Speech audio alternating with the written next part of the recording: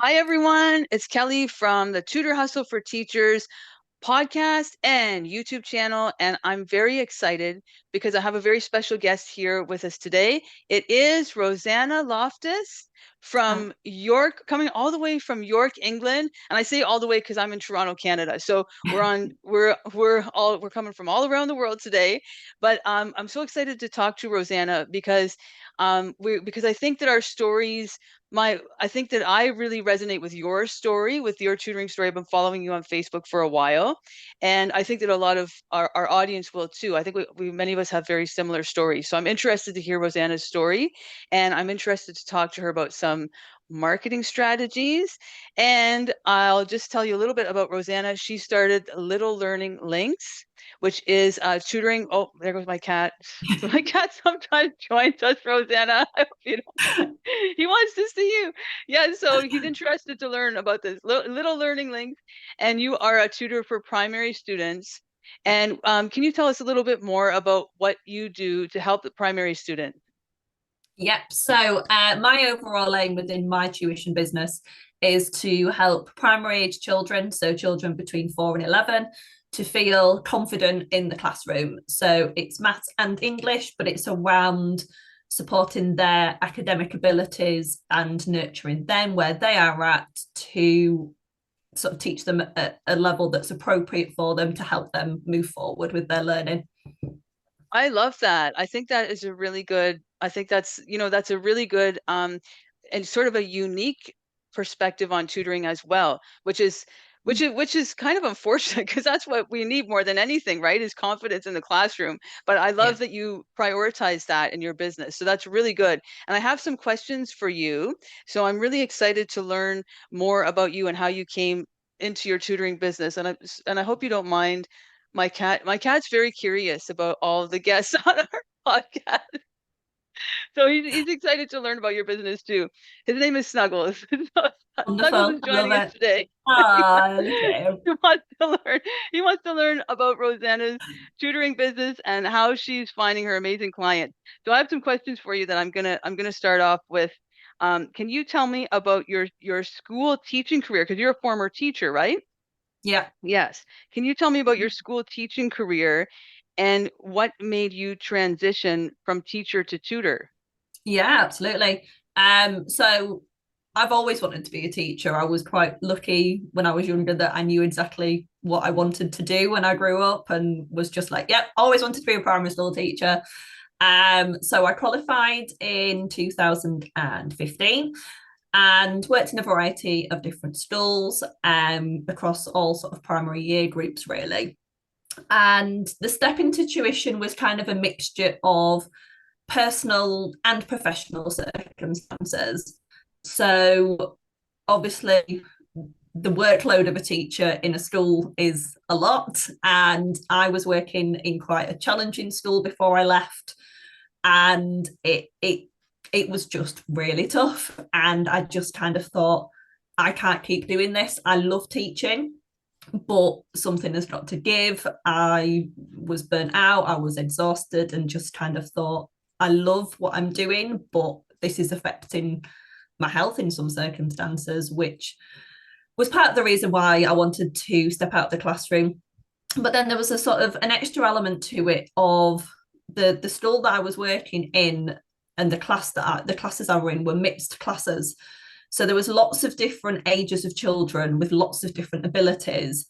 And just sort of having one lesson to try and cover the majority didn't really sit right with me because the children I was teaching were from the ages of 5 to 7 or 8 in one class. And their abilities were across in the UK, what we have as reception to year two. And I was kind of doing double or triple the planning for a lesson to make it accessible for the different sort of groups of children that I had, which for me as the teacher felt right to do because then they were able to learn at their level and make progress. And that's what I wanted to do. But then also on top of all of the extra workloads that you have as a teacher, double and tripling your planning was obviously then adding to feeling burnt out and exhausted. And it was a little bit of a vicious cycle, really. And I sort of thought the work I was doing around tailoring it to what the children needed, that sat right with me, and that was something I wanted to continue with. And thought, well, that's the beauty of tuition. I can create a business with this where what I still want to do and what I love doing and what I've always wanted to do can be at the heart of that. So I made the step of leaving the classroom, sort of alongside some part-time working in a stall as I sort of developed my business. And 4 years later, I've not looked back since. It was definitely the right choice to make. Yeah, it sounds like it for sure. And I know that a lot of people watching this are going to be thinking that they're going to identify with that so much, so many pieces of that story, the burnout, the having to just jump through hoops to make sure that all of your students are accommodated and learning at their level. I know a lot of people are going to really be able to identify with that. I certainly did, and that's exactly why I went into tutoring as well, because you can, you can like really live your dream as a teacher because you're helping students at their level, and you have the freedom to teach, what you want and what you know is best for the students. So, Yeah. and then you can make your own schedule so you don't burn out. So there's a lot of aspects of your story that I think so many teachers are going to be saying, yes, that's exactly how I'm feeling. And they're really going to resonate with that. So thank you so much for sharing that. And how do you think your experience as a teacher in a school has influenced what you do as a tutor? Because what you're doing as a tutor is very special and very unique. I think the values that I've sort of just spoken around creating all of those sort of extra lessons, and those are the values that I wanted to hold and have within my tuition. Referring back to sort of that, well, I know you're still working at this level and you might be in year two, but actually you still need some work around what we're doing in year one, and that's okay. And that's something that I promote a lot within what I do, because we don't all learn on the same level. And even as an adult, you can try and learn to do something and someone will get it quicker than you, or you'll need to look at it a few times. And that's all right as well. And I kind of wanted to show children that it's okay if you don't get something straight away. It's okay if you need to ask for help, because a lot of the sort of families that I talk to and parents I talk to, and even how I felt in some subjects as a child, was when you see everyone else around you kind of getting it or looking like they get it, and you're sort of sat there going, I haven't got a clue what's going on. That's really hard. And sort of sometimes for some people to be able to kind of go, I just, what you're saying, just, I don't get it at all, is a really hard thing to kind of say publicly in front of your classmates or your friends or to your teacher. So giving children that confidence of it's okay to ask for help, it's okay to not be doing what someone else is doing, and doing that in that kind of secure, nurturing environment between a student and a tutor sits really important with me. And that's something I talk about a lot in terms of my marketing when I speak to parents on the phone. And parents and I will often now mirror the same language with each other, because we connect in that way around why I'm offering what I offer and what they're wanting as a service as well. And I think that's really important to bring those two things together to align the client and the tutor with the right person. And that is the beauty of tuition. It's at their level, it's at the student's pace.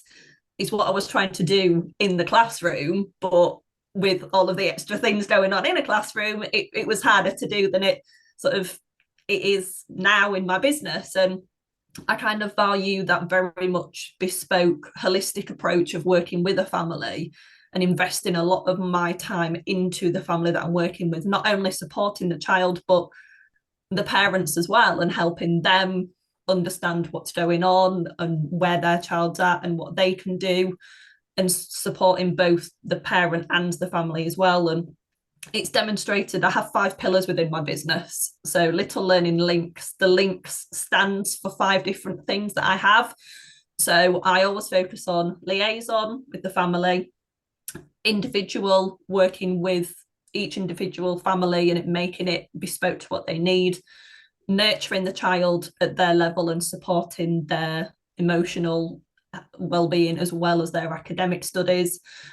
Um, Knowledge, passing obviously on the academic knowledge to help them grow, and supporting the family as a whole unit as well. And that's kind of really at the heart of what I do and why I love it. Oh yeah, that's amazing. I love that you have these core values and that you articulate them so well with the links, with the pillars, the five pillars. That's really good. So you can really articulate it to families when they contact you and explain, what it is that you do and why it's so special. And I think that that would really set you apart from a lot of other tutors and especially big corporate learning centers. So that's Yeah, great because families need an alternative to that, I find. yeah, Yes. definitely. Yeah. So It's I love that. it's easy to compare yourself with sort of those bigger companies when you first start as well, because I speak for myself. When I first started, I kind of looked at them and thought that's what I should be doing Mm. because they were successful. And actually, that's not what I wanted to do. And it took me a while to figure that out. Absolutely. This is not something I just created 2 weeks after deciding I'm going to leave the classroom and this all came to me. It's a process. And I think that's important to understand when you're starting your business as well, that it's okay if it takes time for these things to come and new ideas to develop for you in your business, because as you grow and learn, your business grows as well, and the two kind of come together because you are your business. That's such a good point. And it comes down to that whole theme of the expectations versus the reality of when you go out on your own as a tutor. I love Yeah, that. And as I actually had like a sales call with a big corporate learning center about buying a franchise when I first started. Talk about yeah, expectations versus reality, you know what I mean? Because I was like, yeah, I just want a tutor, and I just did not get a good like. I'm not saying anything bad about corporate learning centers or franchises. It works for some people, but it didn't feel right to me. So I mm, was like, yeah, I'm gonna have to find my own path, yeah, like how you've done. And I love how you have so now you don't even have to compare yourself to other tutors or corporate learning centers or anything. Like you kind of have your own niche, like you stand alone as your own offering, and you're going to draw the best clients for you, right? Like your dream families are going to come to you because they're going to be attracted by that special unique service that you offer, which is really yeah. cool. Yeah, aligning it's just brings it all together really, and you form some really beautiful relationships with the families that you work with. And some of the families I'm with now I've been with for years, and not necessarily because their child struggling at school anymore, but because I've been a part of their life and we've worked together and this sort of growth has happened, and they don't want it to stop, and which is wonderful really, on sort of both parts, that that alignment has really kind of happened and blossomed. Oh, that's really nice. It's nice to work like at such a small level with the family. So you really get to know them and they become such a big part of your life and you become a big part of their life. It's really I love that. I love that about being like a smaller tutor, like a small business tutor. It's a really Yeah. special opportunity that we have. So that's really Yeah. nice. Okay, let me find here the next question. This is going to be a good one because everyone always wants to know how do you get your students, right? So, tell me about how you initially went about trying to get students, and when you first started out, how did you get your first students and market yourself? Um, a variety of ways, and I didn't know what I was doing at all, because a lifetime in the classroom doesn't prepare you for how to start running a business, because we've not run a business, so it's completely new for us. Um, and I think one of the big things for me initially was actually putting my name out there, and I set up a business page that actually had a completely different name to where I am now, because I hadn't worked through all of the inner things around what I wanted my business to be like and how I could tailor my name to that. So it was a mental stumbling block originally of actually putting posts out on Facebook and sort of going, this is what I'm doing now. So I think there was a lot of anxiety around that. And reflecting now a little bit of potentially naive optimism that a couple of Facebook posts and a new Facebook page would just get me clients, and I'd post a couple of times and people would see it, and that would be it. Then I wouldn't have to do anymore, and people would come to me, I'd get some clients, and all would be great. And that didn't happen. I think previously when I first started, I was focused on like teacher mentality of what am I going to deliver in these lessons, what resources do I need, and I didn't actually have any students to teach, but I was Yeah. still in that teacher mindset of, oh, what lesson shall I do, and this, that, and the other, and all of the other bits that come to being a business owner hadn't really clicked with me yet. And other initial expectations were kind of around the more page likes I got, that would equate to clients. And I've since learned that that's not the case either, because people will message my business page that haven't followed it, but they've come straight to me. They've seen me from what I'm doing, or they've seen a comment, or me being tagged in something. But it was around, oh, must get lots of page likes. That means I'm going to get lots and lots of clients. I would try lots of sort of the big groups online on Facebook of find a tutor, where there was just lots and lots of people commenting on the same posts. If someone said I'm looking for a maths tutor, there would be 2-digit, 3-digit numbers of people who could help, and getting lost within that. And I think one of the biggest things that reflecting since that I did when I first started was I offered lots of services as well. I marketed myself as being able to do this and being able to do that. And I couldn't do this and that because that wasn't my area of expertise. But I got it into my head that if I offer more things, then I'll get more people. And actually reflecting now, my strategy has been completely different since doing work around how to get clients. But yeah, I made quite a lot of mistakes when I first started, definitely. I can relate to that for sure, because you're learning from, yeah, because we're teachers, we don't know, I was a classroom teacher too, so this is like a huge learning curve for us. We Yeah, have no idea, but you just have to take that first step. So that's good. You just kept taking the first step and trying and trying and trying, and now, 4 years later, you have a great business. absolutely. There's no such thing Yeah. as perfect action. If you can take small steps of imperfect action and learn as you go, and give yourself permission to kind of not get it right the first time or even the second time, that's okay. That's quite like completely normal when you're starting a business. It's not going to suddenly be absolutely perfect from day one, and that's all right. It's, we all go through that. Yeah, I'm glad that you said that, because I think as teachers we tend to be perfectionists. Like I think a lot of teachers are are are suffering from perfectionism. I know definitely I did for sure and still do. So it's good. That's a good message to just don't worry. You don't have to be perfect. It's okay. You're allowed to make mistakes. And okay, so now what was the most important thing that you've learned, like from all the mistakes and all the learning curve? What's the most important thing that you've learned and that you would want to share with other tutors or other teachers who want to start a tutoring business? So one of the main message that I give to the tutors I work with, and just any piece of advice, is around getting really clear on who it is that you want to work with. Because as I've just said previously, when I first started, I thought that the more services I offered would equal more possibilities for more clients.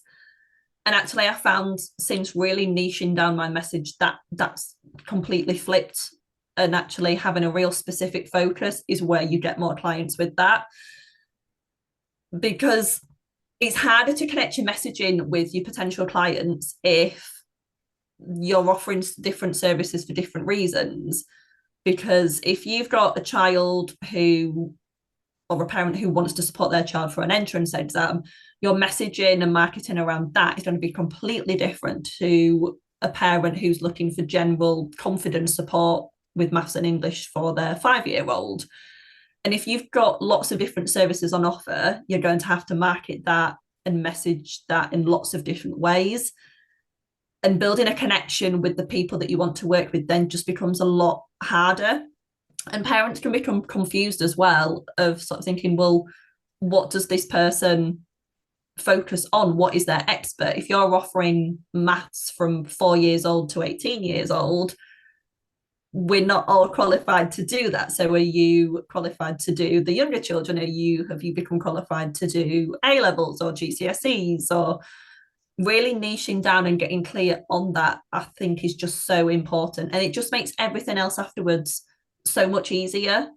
So if I could just one bit of advice, it would be that just get really clear on who you want to work with. Yes, I think that's great advice. I think that is absolutely perfect. And especially as primary teachers, we are used to doing everything. Like, I don't know, and I know here in Canada, we teach everything as a primary Yeah, teacher. You teach math, language, social studies, science, gym, drama, dance, art. You teach yeah, every every yeah. single subject. Is it the same? Is it the same in England?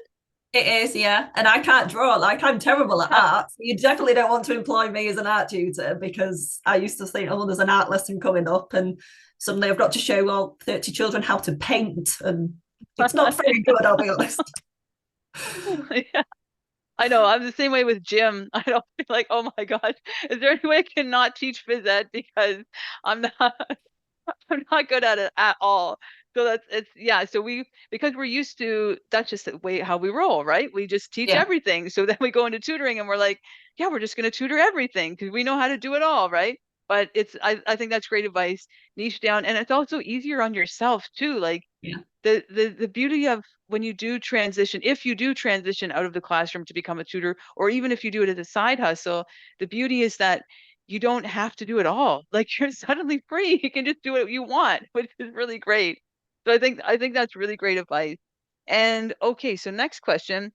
What were some other initial expectations or thoughts you had about running a tutoring business that you find are now in reality different?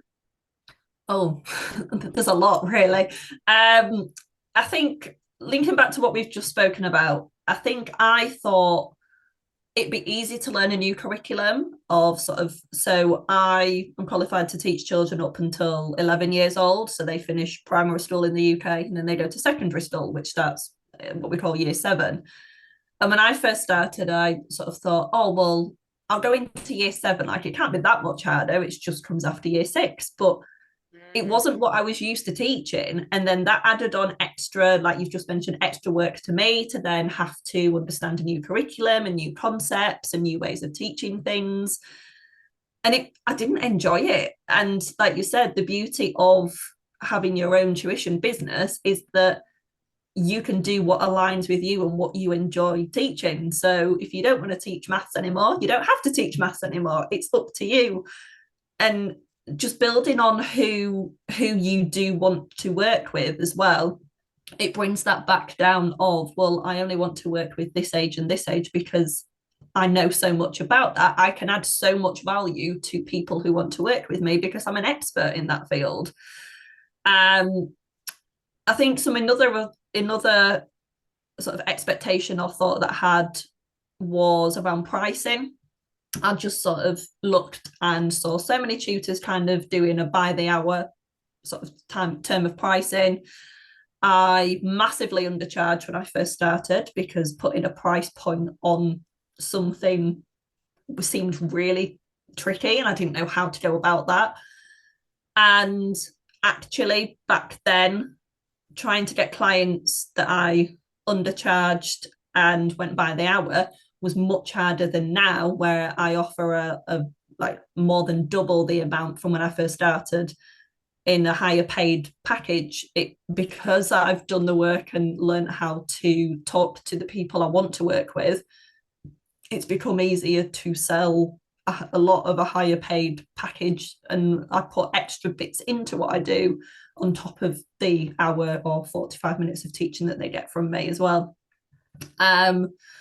I think something else that I kind of thought was back to our previous conversation, was around looking at what everyone else was doing and thinking, well, you're a successful kind of agency or a tutor that's been going for a while, so I'm just going to copy what you're doing because you're successful, so surely that's how you should do it. And everyone's got their own different approaches, and that's what makes your business unique, is you and your approach and the way that you want to work things. And just because someone's doing something else doesn't mean you have to do it. I've connected with quite a few tutors who were early on in their sort of the early days of starting their business, and we've had several conversations around, oh well, should I do homework because that company does homework and that company does homework? And my first question is, do you want to do homework for your students? If you don't, you don't have to. Just because someone else is doesn't mean that's the right way of doing it.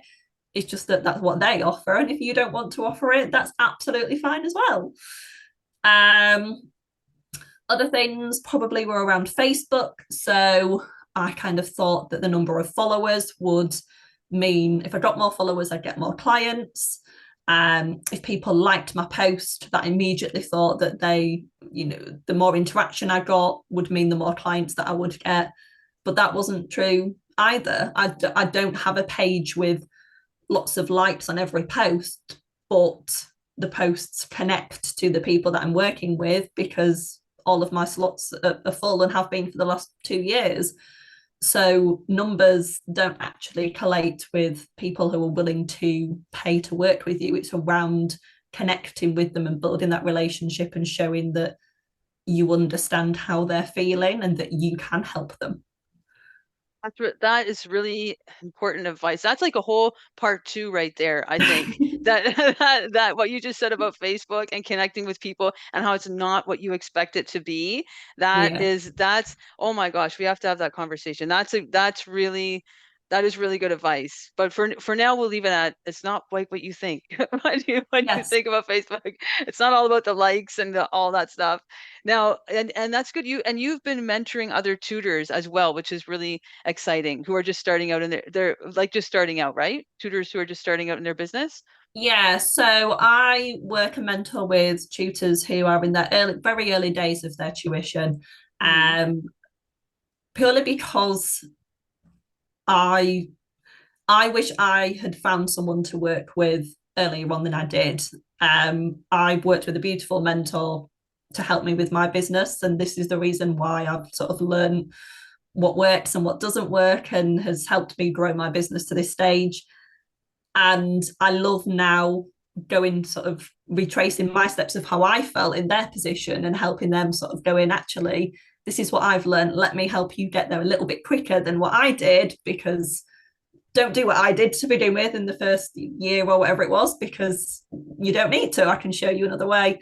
And I absolutely love seeing their businesses grow and getting messages of, oh, I've got another 2 clients this week, and just such a buzz of an excitement. It's wonderful to see. Oh yeah, that would be really exciting because it's so exciting when people are just starting out. I love when they join. I want to ask you about your Facebook group too, but I love when they join. And they join my Facebook group and they're just starting out, and it's like, yes, this is such an exciting time. You feel you don't sometimes you don't feel it. You're scared and you're overwhelmed and you don't realize it. But then when you look back, you're like, oh my gosh, that was such an exciting time. So I always feel so happy for people when they're just starting Yeah. out. And you have a great Facebook group too with lots of great information. What's the name of your Facebook group? So it's called Tuition Business Acceleration. Okay, Tuition Business Acceleration. And I've been a member for a while, and I recommend people join because there's lots of really good information there. So we've talked about how you are supporting other tutors, and that which is so exciting when people are just starting out. And now that you are supporting other people who are just starting out in their business, what's the first thing you recommend to the tutors that you mentor? So the first thing that we look at, links back to my sort of initial piece of advice, is getting really clear on who it is that you want to work with. A lot of the times when I connect with people who are just starting their tuition business, we have very similar conversations around them wanting to offer lots of different services or different subjects or lots of different age groups. And we speak about how they're feeling quite overwhelmed around how to do it, how to talk to people, how to post on Facebook. So the first thing that I work with them in a free capacity is we have a 20-minute call of a breakthrough session to just help them work out who it is that they really want to work with. And from then on, once they've got that aspect really clear, it then just helps everything else fall into place a little bit easier around how they can message people and market people, the offer that they want to create for their business, how to price things. And it just brings a little bit of clarity to the essence of their business and helps them just build from there. We've sort of looked at it as the initial foundation block of once you know who it is that you want to work with, you can build on that with everything else from there. That's so true. That's so true. I think that is really, really good advice. And so, Rosanna, where can people find you if they want to connect with you and they want to learn more about what you do? Where can they find you? So if Facebook is always my kind of place where I hang out. It's where I've got all my clients from. It's where I hang out in a mentoring capacity as well. So you are welcome to message me directly, and we can have a chat from there. There's a link on my profile to book a breakthrough call if you're looking to sort of get some clarity around who it is that you want to work with. And then there's my Facebook group as well, Tuition Business Acceleration, where there's lots of different videos and trainings and things in there that I've posted already to help you along your way. Well, that's fantastic. And I will link that in the description box as well. So people can access that there and they can join the group and learn lots of great tips and they can get in touch with you from there and they can, and they can work with you and you can mentor them, which would be so exciting because like you said, it is really a lot better if you have someone to kind of help you along. Is doing it on your own. I did it on my own too, and it's pretty intense. And if you're a full-time teacher, I do not recommend it. However, if you have someone to help you to kind of streamline things, then it's totally possible and definitely well worth it for sure. Yeah. Yeah. Well, thank you so much, Rosanna, for this conversation. Thank you for telling us about how you became a tutor and the really unique offering that you have in your service and about how you mentor other tutors and giving us all of this great advice. I really appreciate it. Thank you so much. Thank you. Bye, everyone. Bye.